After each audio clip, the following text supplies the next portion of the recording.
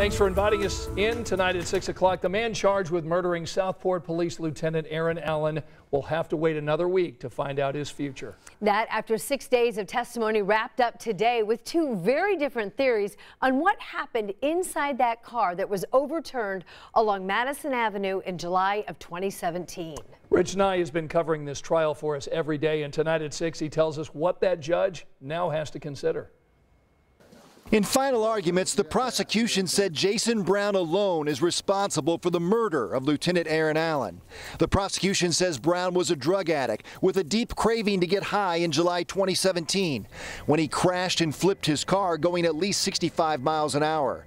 The state says Brown was having a violent reaction to smoking spice as he hung upside down from his seatbelt and fired 18 shots, hitting Lieutenant Allan up to 11 times. The evidence includes Lieutenant Allan's body camera video. He was crying in court when we watched it.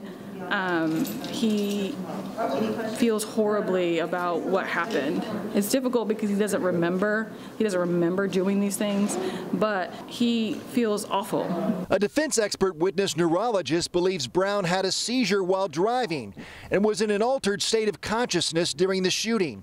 The death sentence and life without parole were already taken off the table. Brown faces between 45 and 65 years if found guilty. I don't get to see my son ever again.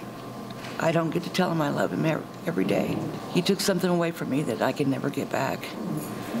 And he deserves everything he gets, plus some. This is a bench trial. The judge decides the verdict. Judge Mark Stoner will review the evidence and the testimony of witnesses and experts before announcing his verdict next Tuesday at 11 a.m. February 22nd happens to be Jason Brown's birthday. Now, the prosecutors in the case declined to comment until after the verdict is delivered. The judge does have the ability to find Jason Brown guilty of a lesser charge than murder, but the defense did not ask for that consideration and believes this is an all-or-nothing verdict.